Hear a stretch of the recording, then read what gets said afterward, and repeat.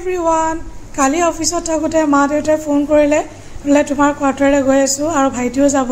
ভাইটি বহুত দিনৰ মূৰত মোৰ কোৱাৰ্টাৰলৈ আহিছে বজাৰ সমাৰ কৰি চিকেন লৈ আহিলো আৰু ঘৰৰ মানুহ আহিম বুলি ক'লে মনটো খুব ভাল লাগি থাকে আৰু এইফালে একদম খৰকেটাকে বনাইছো চিকেনৰ ৰেচিপিটো মই দিয়া নাই কাৰণ এইকেইদিন প্ৰায় চিকেন আৰু মাছৰ ভিডিঅ' দিয়ে আছো আৰু ইমান খৰকেটাকৈ বনাইছো একদম ভিডিঅ' কৰিবলৈ সময় নাছিল তাৰ পাছতে ভাবিলো বনাই থকাৰ মাজতে এটা ভিডিঅ' কৰি লওঁ কাৰণ ভিডিঅ' এটা বনালে আপোনালোকৰ মাজতো শ্বেয়াৰ কৰি ভাল লাগে আৰু এইফালে ভাতো পাতি দিছো প্ৰেছাৰ কুকাৰত দেউতাই আকৌ ৰাতি ৰুটি খায় সেইটো কাৰণে দেউতাৰ কাৰণে ৰুটি বনাইছো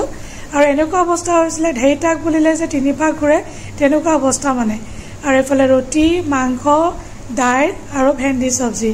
মাংসৰ লগত অকমান চব্জি এখন থাকিলে ভাল লাগে আৰু কিন্তু মোক কিন্তু মাংস হলে একো নালাগে তথাপিতো